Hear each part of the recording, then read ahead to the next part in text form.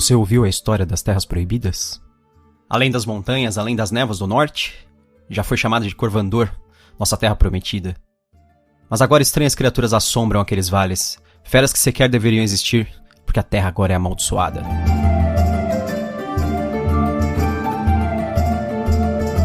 Eu sou o Gustavo Domingues, também conhecido como Rei Grifo. Eu sou a Thaís Prioli.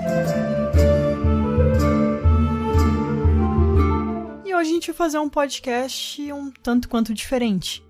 A gente se envolveu bastante, a gente sempre foi, na verdade, envolvido com bastante coisa de RPG. E ultimamente a gente tem se envolvido mais ainda, o Gustavo mais do que eu. Mas a gente mestrou no evento da Galápagos, o Gustavo todos os dias, eu 3 dias. De lançamento. Da 5ª edição do D&D. Não só isso, né? Nós temos participado mensalmente num evento de RPG chamado Dungeon Geek, que ocorre na loja Universe, aqui em São Paulo, fica ali no Brooklyn. Todo segundo sábado do mês tem um evento que é de jogo lá à tarde, e nós temos marcado presença sempre lá. Atualmente eu estou envolvido profissionalmente, na verdade, né, com RPG. Vai ser o nosso tema. Hoje a gente vai falar de um tema tanto quanto diferente, mas tentando pensar um pouco mais da história. A gente vai falar sobre um RPG, que seria o Forbidden Lands, que é o RPG que o Gustavo está traduzindo.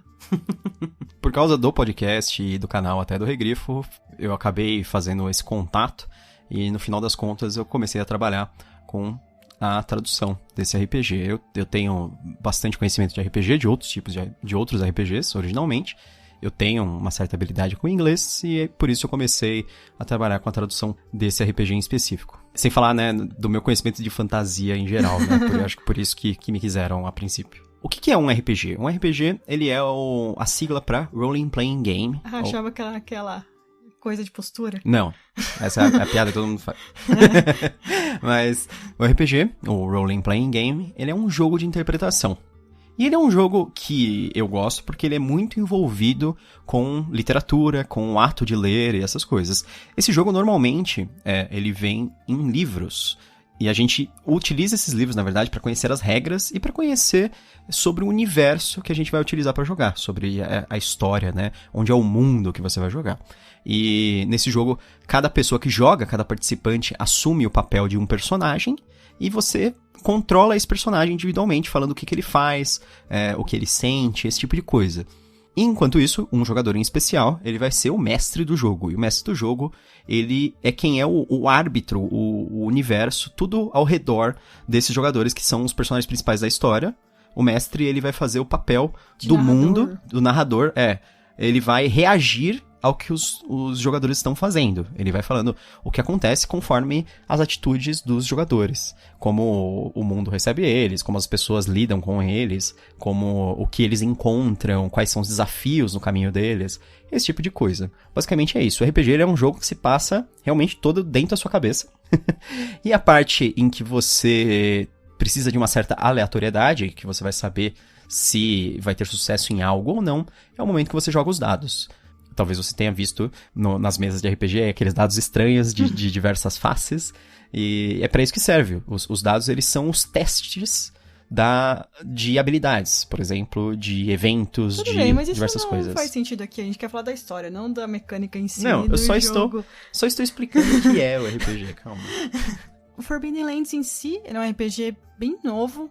Ele saiu a partir de financiamento coletivo lá fora. A editora deles é a Free League, que é sueca. Uhum. E aqui no Brasil vai iniciar um financiamento coletivo pela editora Sagen.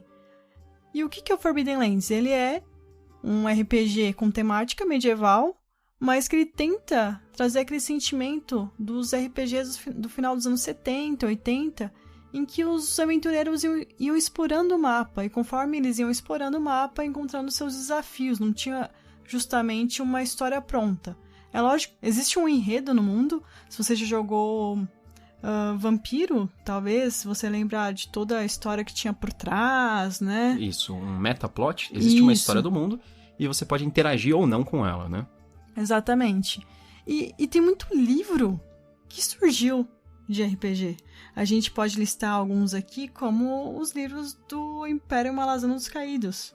Sim, ele é Um dos grandes exemplos aí de narrativas que surgiram a partir de jogos de RPG. O Livro Malazan dos Caídos, originalmente era um jogo de RPG, uma campanha, né, uma história jogada pelo Steve Erickson e o Ian C. Esselmont, principalmente enquanto eles viajavam, porque eles eram antropólogos que iam para outros países, etc. Eles jogavam muito os dois juntos. Originalmente ele era um jogo de Dungeons and Dragons, depois, se eu não me engano, eles passaram a utilizar o GURPS, que é um outro sistema de regras. E o que eu falei também do Império Malazan dos Caídos, porque ele me lembra um pouco Forbidden Lands, porque ele tem uma alta fantasia, sim, mas ao mesmo tempo é um mundo bem cru. Sim. Talvez. O que eu gosto de usar pra descrever é que ele é um meio termo ali entre espada e feitiçaria, que é aquelas histórias estilo Conan, ou Solomon Kane, ou, deixa eu ver, Elric, e a alta fantasia, que são as histórias... Até um pouco Lovecraftiano, talvez. Sim, até um pouco Lovecraftiano, certamente. Isso é um meio termo entre isso e a alta fantasia, que seria aquela fantasia exagerada de salvar o mundo, de lords terríveis, demoníacos, que é Senhor dos Anéis. Aí você pode exemplificar com outras coisas aí que são muito parecidas com o Senhor dos Anéis. Eu ia falar Shannara, essas coisas, mas tudo bem. Roda do Tempo, por exemplo, é uma outra alta fantasia, assim, de grandes riscos e grandes proporções. E eu acho que o Forbidden Lands, ele tenta encontrar um meio termo entre essas duas coisas. Ele começa de uma forma muito mais pessoal sempre, muito mais perigosa, individual. Que é um fato até que eu gosto. Na última semana, no Dungeon Geek, o Gustavo, ele mestrou pela primeira vez no evento o Forbidden Lands e eu fui uma das jogadoras da mesa. Sim. O que é interessante também é que ele traz aquela coisa de meio que um pós-apocalipse, vamos dizer assim. Dentro do contexto dele, né? É porque quando você fala assim, medieval pós-apocalíptico, parece que havia tecnologia avançada e aí depois do apocalipse tudo virou medieval. Apesar de existirem mundos que são assim na literatura, não é disso que se trata o Forbidden Lands. Ocorreu um apocalipse dentro do contexto medieval, e depois eles estão se reerguendo desse apocalipse. É quase uma idade das trevas, assim. Seria isso. Imagina uma época antiga, em que era vibrante e bem desenvolvida, mas assim, ainda com a tecnologia medieval. E aí depois existe uma fragmentação disso e uma separação, e as pessoas ficam todas isoladas. E por 300 anos as cidades e as vilas e todos os pequenos assentamentos não têm mais contato entre si. Apenas as que são bem próximas, né? Isso me lembra um pouco a Quinta Estação da Gemissin. Sim, por causa dos grandes desastres e das vilas isoladas, né? Isso. É lógico que as pessoas lá não ficam tanto tempo assim, sem ir de um lugar para o outro, por conta de desastre natural. O que acontece no Forbidden Lands é uma outra coisa. Que é a névoa de sangue. Que é uma coisa que me lembra muito aquela história A Névoa do Stephen King. Ah, sim, com certeza. Porque o que acontece a partir de um determinado momento na história de Forbidden Lands, no passado, né, antes de você começar o jogo, apareceu uma névoa vermelha que ela surgia apenas à noite. Ela saía do chão e tomava todo o continente, todo o território. Qualquer pessoa que entrasse nessa névoa desaparecia e às vezes encontravam essas pessoas todas, destruídas, esquartejadas, mortas de formas extremamente violentas e largadas lá para serem achadas depois de manhã. Então, essa névoa, ela mata qualquer um que entre dentro dela. Só que a névoa não entra em locais como casas e locais fechados, assim. Então, as pessoas elas ficam vivendo por 300 anos sem poder viajar, digamos, a mais de meio dia de distância do local onde elas moram. Porque elas precisam depois de meio dia para retornar e se refugiar em suas casas à noite. Então, elas ficam totalmente isoladas, assim, através da névoa. Porque de dia a névoa some. E aí você consegue sair, você consegue ter o seu dia normal. Elas trabalhavam, elas plantavam, elas faziam coisas. Mas à noite, elas trancavam suas portas, fechavam suas janelas e se refugiavam dentro das suas casas, enquanto a névoa de sangue tomava as ruas e tomava a região selvagem. E eles só ficavam pedindo aos deuses que eles não fossem mortos pela névoa, especialmente naquele dia. E justamente a história começa quando essa névoa desaparece. Estilo Fallout. Exatamente. E abriu o Vault. Abriu um abrigo nuclear. Então, essa névoa desaparece depois de 300 anos, ninguém sabe por quê. E os personagens, os jogadores, na verdade, eles vão ser pessoas que viviam nesses locais isolados, mas aí elas veem a oportunidade de finalmente começar a viajar, explorar o mundo. Então existem mapas antigos do mundo, existem locais mais ou menos que você vai saber onde são, tanto que a ideia do jogo é que você abra o mapa e você vá acompanhando por ele. Ele já fica aberto, só que você não sabe o que existem nos pontos específicos, você não sabe o que você vai encontrar enquanto você viaja pelo mundo.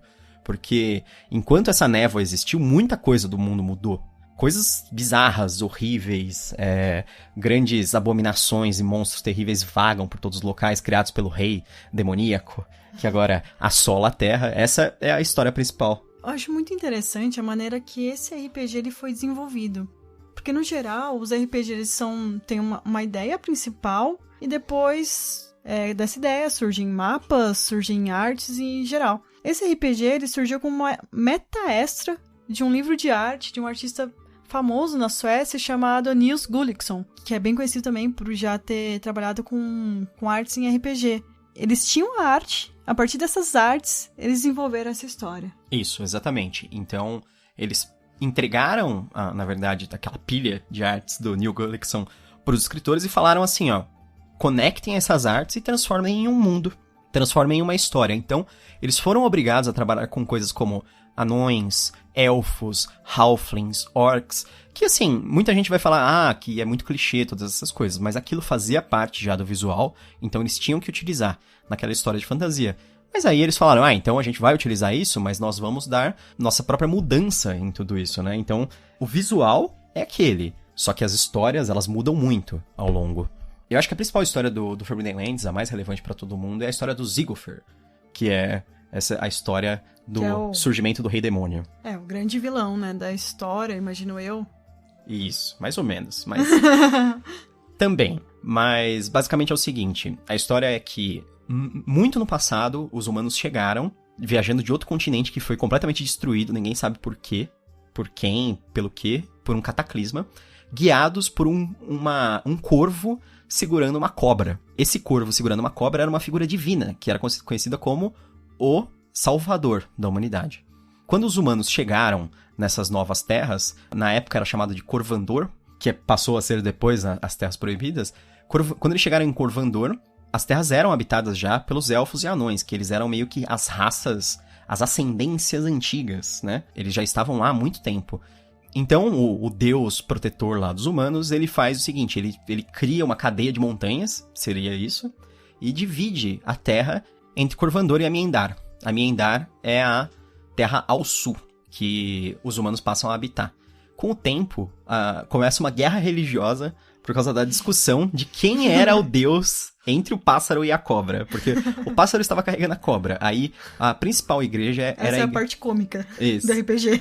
Parece meio Monty Python, né? Mas, uma parte do clero, a maior parte, digamos assim, acreditava que a serpente era o salvador e, por isso, ele fazia uma ave sagrada carregá-la. Portanto, eles fundaram a Igreja da Serpe. E, por outro lado, que tem toda uma coisa toda a ver com cobras e etc. E, por outro lado, existia a Igreja do Corvo. Eles acreditavam que o pássaro, o corvo, era o deus, e que, na verdade, a serpente que era sagrada. Então, assim, um meio que reconhecia um pouco que o outro animal era sagrado, mas falava que um animal era o deus. E aí, essa passa a ser a Igreja do Corvo. E a Igreja do Corvo, ela começa a ser perseguida pela igreja majoritária, que era a Igreja da Serpe. Eles fogem como exilados, como refugiados, para o norte, para Corvandor. E, inicialmente, eles são recebidos de forma hostil pelos elfos e pelos anões, mas depois essas raças anciãs aí deixam que eles habitem por lá. Mas eles criam o próprio reino lá. Só que, com o passar do tempo, eles não foram deixados em paz pelos reinos do sul. Tem uma série de ocorrências, os humanos misturam seu sangue com os elfos, nascem os meio-elfos. Os meio-elfos que nascem entre os humanos, eles são diferentes dos meio-elfos que nascem entre os elfos. Porque os meio-elfos... Hã? Os meio-elfos que nascem dos humanos são diferentes? Não. Calma. Os meio-elfos que nascem entre os humanos, mesmo sendo uma mistura de elfo e humano, eles nascem diferentes dos meio-elfos que nascem entre os elfos. Por quê? Eu não sei. É uma coisa mental, assim. Uma coisa que os meio-elfos que nascem entre os humanos, eles são muito mais ambiciosos e implacáveis. Uma coisa cultural, talvez? Talvez. Tanto que eles até possuem denominações diferentes, mas o que acontece? Os meio-elfos que nascem entre os humanos, eles tinham grande habilidade mágica como os elfos, e eles desenvolvem muito a magia dos humanos. Só que eles não tinham aquelas travas morais que os elfos costumavam ter. Então, eles desenvolvem muito, por exemplo, a magia que invoca demônios, esse tipo de coisa. Tá aí a parte meio Lovecraftiana. É, exatamente. Porque essa parte, assim, o demônio não é aquela visão cristã do demônio. Na verdade, a invocação dos demônios, são seres elementais. De outros locais, né? São seres elementais que vêm de outra região. Eles podem ter as formas mais diversas. Tem uns que parecem animais, normais, assim, até animais inofensivos, e tem uns que são formas demoníacas bizarras, assim, tipo, totalmente alienígenas, cheia de pedaços de corpo diferente, um monte de coisa assim. A história de verdade, mais importante, ela acontece quando um grande líder desponta, que é o Ziggler. O Ziggler, ele é o tribuno arcano. Ele era um feiticeiro entre os humanos que tinha sangue de elfo. Então, ele não era um meio-elfo, efetivamente, ele era como se fosse um humano, só que ele era descendente de algum meio-elfo. O Ziggler, ele havia sido, em determinado ponto, declarado governador de Corvandor e da região ali dos humanos, em nome dos reinos do sul, de Amendar. Só que aí, com o tempo, ele passa a se tornar um líder cada vez mais tirano, cada vez mais cruel, e ele começa a fazer experiências com invocações de demônio e com mortos-vivos, com uma série de outras coisas, porque, assim, tem até uma história que, na verdade, ele se apaixona por uma elfa, e essa elfa, ela fica tão apaixonada por ele que ela não vê o mal nele, e aí ela começa a ensinar um monte de coisa pra ele, principalmente a necromância, porque a necromância entre os elfos era pra falar com os mortos só. Só que aí ele começa a utilizar a necromância pra erguer os mortos e coisas assim. Sempre são as dúvidas que permeiam a humanidade, né? Você tem que não ter uma coisa ou você tem que usar bem isso? Sim. Né? É igual, meu Deus, a tecnologia vai acabar com tudo, vai acabar com o emprego, vai acabar... Calma. É só utilizar direito. Exatamente. Então era meio que isso. Ele começa a fazer uma má utilização de uma magia que era usada de outra maneira, né? Com o tempo, quando o rei ao sul lá de Amendar sabe disso, ele é um rei chamado Algarod, ele une seus exércitos, ele acaba atacando o reino de Corvandor, que era dominado a região de Corvandor, que era dominada pelo Ziggler, e o Ziggler, em desespero, em uma última cartada, porque ele estava sendo pressionado por forças muito superiores a ele abre o Nexus. O Nexus, ele é um portal permanente para o plano dos demônios. E os demônios, eles vazam completamente para o mundo e começam a causar uma devastação, assim, uma destruição absurda.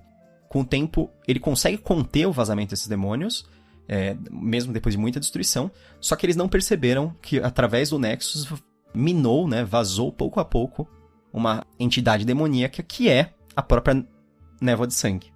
Então, essa névoa de sangue, ela veio do Nexus também, ela dominou toda a Terra, e enquanto a Terra estava coberta por ela, os únicos que conseguiam viajar de um local para o outro eram basicamente os servos do Ziggler. Se tornou o Rei Demônio a partir dessa grande abertura do Nexus. E o Ziggler, ele é idolatrado por uma igreja maluca que é chamada de a Irmandade Enferrujada. A Irmandade Enferrujada, eles idolatram um deus chamado Ferrugem e uma deusa chamada Remy, e eles acreditam que o Ziggler é uma manifestação divina do Ferrugem, de certa forma. Mas esses deuses, eles vêm de onde? Ferrugem vem justamente dessa época em que o portal é aberto ou ele é anterior a isso? Não, eles existiam já. Tem diversos deuses, na verdade. Todos os deuses no Forbidden Lands, eles têm um nome de algo. Significa algo, né? Tem o Vasto, que é o deus dos anões, que é vasto porque é imenso, porque tem a ver com o grande poder ou as grandes construções que os anões sempre fazem pra ele. Tem a Lamento, que seria a deusa do ar. Tem uma série de deuses sempre com nomes específicos. Tem o Chifre, que é o deus dos vulcões.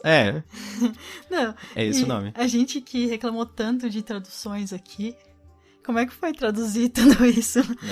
Complicado. Porque não tem como você não traduzir uma coisa que significa aquilo, sabe? Eu não vou ficar deixando em inglês uma palavra. Você não vai deixar The Girl of Everywhere. The Girl from Everywhere. Não, fica horrível. E mesmo assim, mesmo que a explicação seja assim, mas é um nome, É o nome do deus, é esse, é o nome próprio, então você poderia não traduzir. Não, não é assim que funciona. Porque se o nome próprio significa algo, o nome é específico, sabe? Se o nome, por exemplo, o argila, né? Clay. Clay é o deus da natureza ali, dentro da história, e ele está muito ligado à argila mesmo. As coisas de argila. Então, não adianta você ficar chamando ele de Clay e falar que os caras idolatram ele através de objetos de argila. É porque ele se chama argila. É realmente, é de fato o nome dele. Mesma coisa o corvo. O corvo, ele tem toda uma representação de pássaros e dos corvídeos, né, dos pássaros negros, ao redor dele. E as irmãs, as sacerdotisas do corvo se chamam as irmãs do corvo. E Corvo Andor eu sei que foi bem difícil, né, pra você traduzir, porque chama Ravenland.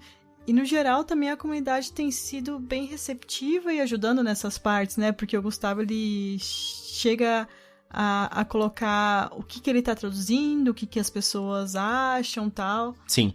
Os termos principais, na verdade, o que a gente fez? Eu montei um grupo no Facebook do Forbidden Lands Brasil. Inclusive, se você tiver interesse pelo jogo, essas coisas, pode entrar lá e procurar, que você vai achar muita coisa legal sobre o jogo. E eu montei esse grupo pra gente discutir com a comunidade, né? Então, tinha muito fã já do jogo aqui no Brasil, e a gente foi falando sobre isso. E eu falava assim, vocês acham legal traduzir isso dessa forma ou daquela forma? Eu ia colocando como eu estava fazendo, e o pessoal ia sugerindo.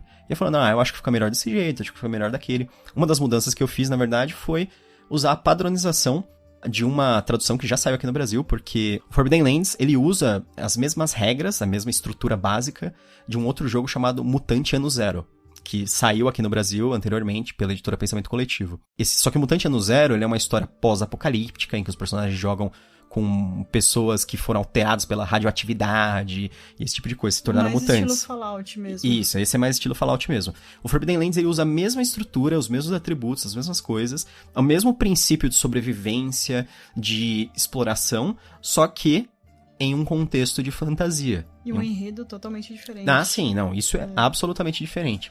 Inclusive, o Forbidden Lands, na minha opinião, eu gosto muito do livro, dos jogos, eu gostei pra caramba, mas o meu livro predileto do Forbidden Lands é o Expurgo do Corvo. O Expurgo do Corvo, ele é a campanha do Forbidden Lands, ele é uma história completa que vem, assim, com vários eventos extremamente épicos, inclusive o ápice dele é você enfrentar as maiores forças dentro das Terras Esquecidas, uma campanha que ele envolve tudo que existe de mais legal na história. Ele traz diversos locais de aventura. Esses locais de aventura, eles são típicos de Forbidden Lands. Em Forbidden Lands, não existem aventuras prontas, que nem em outros jogos de RPG, que existe um enredo e uma estrutura. Ao invés disso, ele fala assim, você encontrou um local de aventura. Um local de aventura pode ser uma cidade, pode ser um castelo, pode ser uma masmorra. Esse local de aventura, ele vai ter diversas possibilidades. Às vezes vai ser só, por exemplo, se for uma cidade, às vezes é um monte de NPC, um monte de personagem não jogador, com os quais você interage e conversa, e você pode causar intriga entre eles, etc. Ou pode ser uma masmorra cheia de morto-vivo, que você vai detonando, matando eles sala a sala, e esse tipo de coisa. Então, os locais de aventura, eles representam uma possibilidade de aventura com um enredo. Sim, existe de fato um enredo, mas ele não é rígido. Ele vai depender de como os jogadores avançam. E é aleatório. Sim, aleatório em termos, né? O mestre, ele escolhe mais ou menos onde esses locais vão estar localizados. E tem já umas sugestões até no livro, que eu acho muito bom seguir, porque as sugestões fazem bastante sentido quando você percebe todos os locais, na verdade. Você tem uma visão geral. O que é aleatório é mais a viagem dos personagens, que esse tipo de jogo, que é o X-Crawl, que é você se mover pelo mapa pouco a pouco com os personagens, ao invés de fazer uma história assim, então vocês viajam 100 km e chegam no local que vocês querem. Não, ele não faz isso. Forbidden Lands, você se move hexágono por hexágono, cada hexágono tem lá 10 km. Não tem fast travel. Não tem fast travel. Cada hexágono tem 10 km, e conforme você se move neles, você pode encontrar todo tipo de perigo. Você pode, assim, desde os perigos, assim, monstros mesmo, ou bandidos, ou todo tipo de encontro, até os perigos naturais, que é realmente o personagem que é o guia do grupo se perder, ir pro lugar errado, levar eles até uma área mortal, seja areia movediça, ou seja um pântano alagado, ou uma área cheia de rochas afiadas. Existe todo tipo de desafio geográfico dentro do jogo também. Então, isso eu acho muito legal. Porque muitas das aventuras acabam virando isso.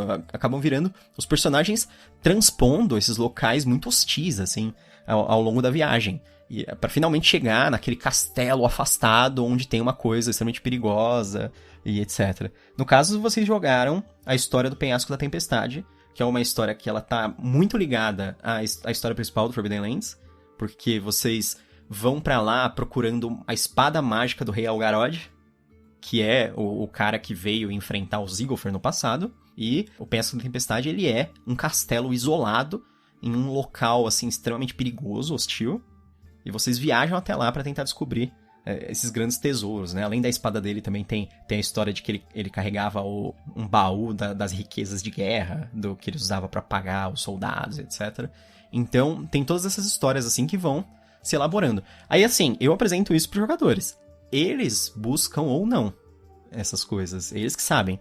E eu acho legal que na campanha ela é bem aberta. Os jogadores podem fazer as coisas em qualquer ordem.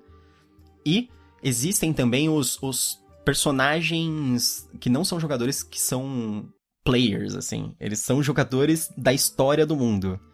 São personagens chaves. E esses personagens podem interagir com os jogadores e eles podem mudar de diversas formas a história. Os jogadores podem se aliar a esses personagens ou podem ficar inimigos desses personagens.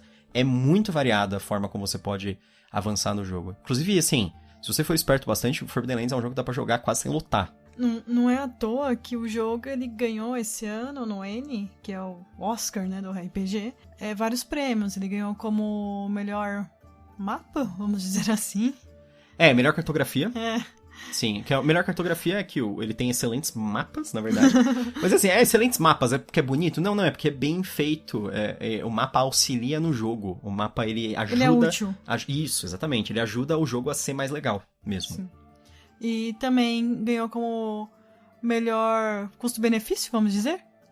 Melhor valor de produção. Quer dizer que ele é um produto de luxo, né? Um produto extremo... Ou, não que ele seja de luxo, mas que ele tem o melhor... realmente, você falou o certo. Você-benefício, é isso mesmo. Tava com preço bom, uma ótima qualidade. Sim. É que assim, em geral, o pessoal considera que o preço dele é um preço alto, mas você vai receber a qualidade pelo preço dele. É um preço condizente com o produto. Sim. Não é que... é caro. É caro em termos, né? É caro em relação a uma revista em quadrinhos... É caro, sim. Sim. Mas se comparando com outros RPGs, talvez nem tanto. Sim. Principalmente quando a gente fala em D&D, que você precisa de 3 livros básicos pra jogar. Sim. No caso do Forbidden Lands, você vai precisar apenas 2, que são os livros que já vêm juntos. Né? O Forbidden Lands, ele tem um kit básico, que é o manual do jogador e o guia do mestre. E junto com esse kit básico já vem com um mapa e já vem com adesivinhos pra você colocar no mapa, pra você marcar locais que você encontra. Ou grandes eventos, essas coisas. Isso eu acho legal, porque ele quer transformar o mapa em um testamento do seu jogo. Eu recomendo você colar esses adesivinhos em alguma coisa, pra você não ter reutilização disso, né? A ideia é que seja permanente mesmo. É. Tanto que o mapa é dupla face, vem bastante adesivo, sabe? Tem o mesmo mapa vem dos dois lados pra você poder usar 2 vezes. Tem tudo isso, mas todo mundo pensa nisso, né? Todo mundo quer preservar o mapa. Lógico. É igual riscar livro, ninguém risca. Não se preocupe. Uma das metas extras do financiamento é um mapa de tecido que vem com marcadores de tecido estilo petzinhos, aqueles assim, pra você poder utilizar e reutilizar à vontade. E tem alguns outros prêmios também que ele concorreu e ficou em segundo lugar, que já é bastante também. Ele foi premiado de fato, porque o N, ele dá prêmio ouro, prata, bronze, né? Ele dá como se fosse medalha. Isso, e ele ganhou prata em melhores regras e produto do ano. O Forbidden Lands, ele é um RPG bem recente, ele foi lançado lá fora em 2018, então, portanto, no ano passado, ele já tá chegando aqui no Brasil. Foi bem rápido. A Sagen, muito interessantemente, ela apostou nele antes mesmo dele ganhar prêmios, essas coisas. Então, acabou havendo muito hype em cima do jogo depois dele que ele dela já ter adquirido. Ele chamou atenção logo no financiamento coletivo. Sim, porque ele teve um sucesso explosivo lá fora. Sim. Ele teve um financiamento coletivo, assim, de extremo sucesso. Foi muito bom. Aqui no Brasil, a gente está esperando que seja um bom financiamento coletivo, que nós tenhamos o sucesso da meta inicial e vá atingir metas adicionais, Mas o benefício, acho que o maior benefício é que, assim, muitas das metas que foram atingidas lá fora, aqui já vai vir tudo no básico. Porque tinha muita meta que era assim, vai vir um local de aventura adicional no livro. Então todas essas metas que eram desse tipo já vão vir todas, né? No livro. Vai vir o fitilho no livro, que é aquela fitazinha que marca a página. Isso era uma meta adicional lá fora, aqui já vem no básico.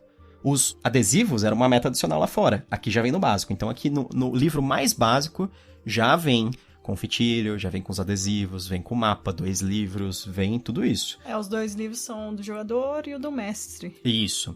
Você só precisa desses 2 livros porque o livro do jogador vai ter as regras gerais do jogo, combate, essas coisas, e como criar seu personagem, e como evoluir o seu personagem. E o livro do mestre, ele vai ter a história do mundo, e vai ter os encontros aleatórios, o bestiário, que é a parte dos monstros, os locais de aventura que vem no jogo inicial. Além disso, tem 2 livros adicionais que eles faziam parte do financiamento coletivo lá fora e fazem aqui também, que é o Expurgo do Corvo, que é a campanha do Forbidden Lands, que é uma campanha assim, nossa, que eu recomendo muito. e outro livro é o Pináculo de Quetzal, que é um livro menor, ele vem com 4 locais de aventura, só que cada um desses locais de aventura foi escrito por um escritor que é algum grande expoente, individualmente cada um deles é um expoente do RPG, principalmente do SR, né, que é o Old School Renaissance, que, de certa forma, está associado ao Forbidden Lands. O Forbidden Lands ele não faz parte desse renascimento do RPG Old School, mas ele tem um estilo, o pessoal fala retro, né? Ele tem um estilo retro, assim, que ele remete às coisas anteriores. Igual Tubaína Retrô. Igual Tubaína Retrô. Não é Tubaína. Mas é retrô. Então, o Pináculo de Quetzal, ele vem com esses 4 locais de aventura, que são como se fossem 4 aventuras, digamos assim, né? Outra coisa que também era uma meta estendida lá e que aqui já vai vir no básico é o livreto do Lendas e Aventureiros, que ele é um livreto que ele vem com uma série de tabelas e coisas assim pra você gerar um background pro seu personagem aleatoriamente. E é muito legal, tem umas coisas bem interessantes. É tipo aqueles testes do BuzzFeed. Mais legal. Mas os testes são bem legais também. Tá. Tipo um teste do BuzzFeed, vem junto pra você ver o background do seu personagem. Quem é você? Quem é você nas Terras Proibidas? Basicamente isso. Uma coisa que me chamou a atenção quando você estava traduzindo, você comentou comigo, que não é comum em RPG, é que quando a gente tá lendo o livro de jogador, ele sempre fala o mestre, o jogador, né? E na versão em inglês já era diferente, já sempre no feminino. Sim, o Forbidden Lands, ele... Eu não lembro exatamente como são os outros livros da Free League, mas eu sei que eles têm alguma diferença, assim, do tratamento de gêneros. Aqui, no Forbidden Lands, em específico, eles usam a seguinte regra. Toda vez que eles vão falar de um jogador ou do mestre, eles tratam no feminino. Então é sempre a jogadora, a mestra. E toda vez que é de um NPC sem nome, ou seja, um NPC indistinto, por exemplo, o guerreiro, o mago, o feiticeiro, o ladino, esse tipo de coisa, aí você trata no masculino. Pra você ter um espaço pros 2 genéricos. Porque assim, no Brasil, o gênero neutro seria o masculino. Só que isso causa uma disfunção textual em que você nunca vê o feminino dentro do texto. Porque a gente pensa em inglês, você tem um artigo que é indefinido, né? Não, e a maior parte das coisas é neutra. Sim. Porque em inglês, você fala assim, Game Master, e você só percebe que ele tá falando feminino quando ele fala she. Por isso que lá tudo bem. Lá é players e lá é Game Master. Mas aqui a gente flexiona tudo pro gênero. Então aqui tem que ser o jogador, a jogadora. O mestre e a mestra, né? Então fica muito mais evidente isso no texto em português. Você vai perceber muito mais. Isso é interessante, porque ultimamente a gente vê mais mulheres, pelo menos assim, no evento que a gente foi, da Galápagos, do lançamento da 5ª edição do D&D, tinham mais mulheres jogando, mestrando, coisa que eu nunca vi. A gente foi muitos anos no Encontro Internacional de RPG. Em outros eventos, assim, né? Que tinham muitas mesas. E era muito difícil, era uma das... Tinha eu e mais algumas mulheres lá. Uma ou outra, né? A gente, assim, com muita sorte, a gente pegou acho que umas 2 vezes, né? Mestras. Bom, o Forbidden Lands, então, ele vai começar o financiamento coletivo, agora no dia 20. Então, vai ser quarta-feira que vem. Então, assim, se você tiver interesse em participar, eu recomendo muito o primeiro dia, porque o primeiro dia ele vai ter o famoso desconto do primeiro dia. Então, todo mundo contribuindo no primeiro dia vai ter uns descontos bem generosos. Depois disso, o preço ainda vai ser ok, Só que não vai ter o mesmo desconto apenas. Mas aí vai ter 60 dias para contribuir depois dele. Então tem um prazo bom aí para quem de repente não vai... gostaria de participar, mas não vai conseguir imediatamente. Pode participar depois. Tem o 13º, né? Então pra quem ainda é CLT, essas coisas. Então, exatamente. Aproveita, pode ser que vai acabar. Então...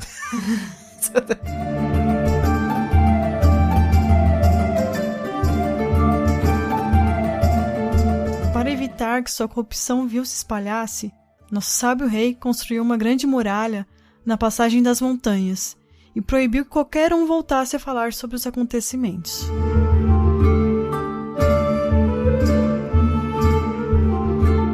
E aí, você traduziu, já leu todos os livros, você recomenda?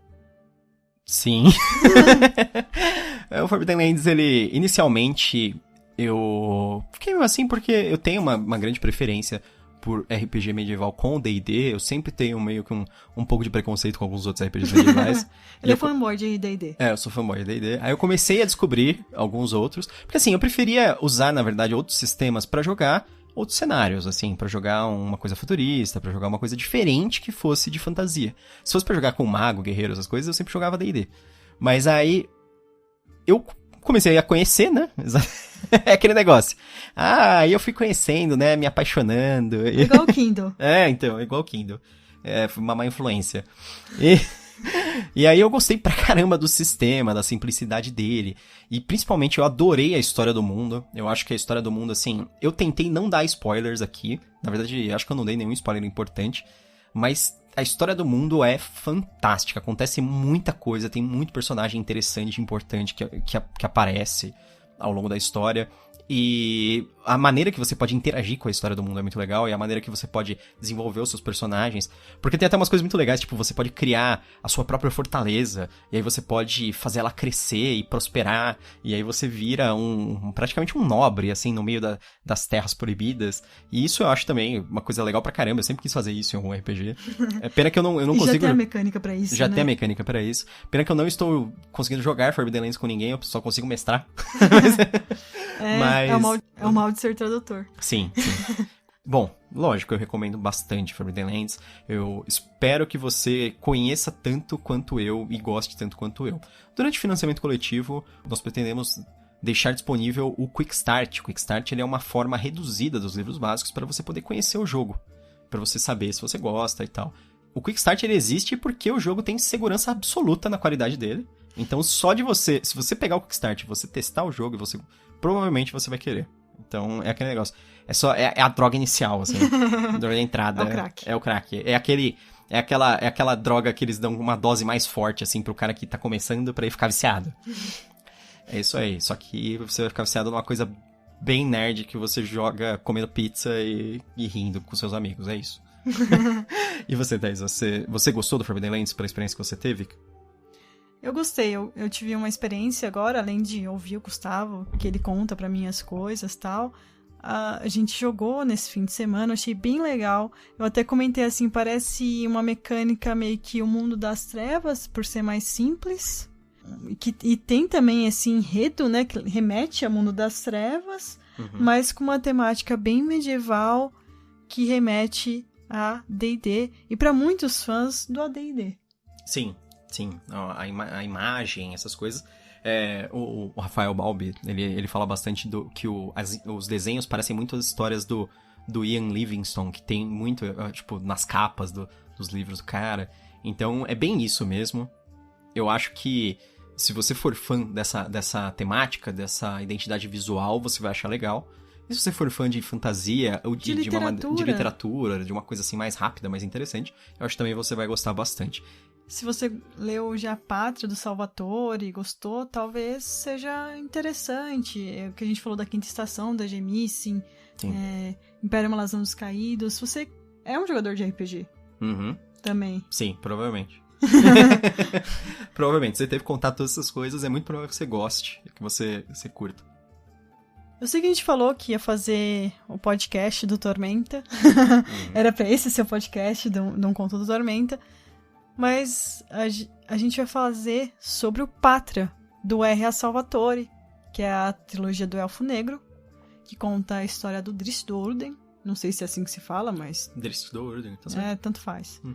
E a gente já leu a trilogia Vale do Vento Gélido, do Salvatore, que é uma história que se passa depois dessa, mas que foi escrita antes. Sim. Eu já vou dar um spoiler aqui, mas eu acho bem melhor. Qual? A Pátria. Ah, tá. É. Eu vou dar um spoiler também, eu adoro o livro.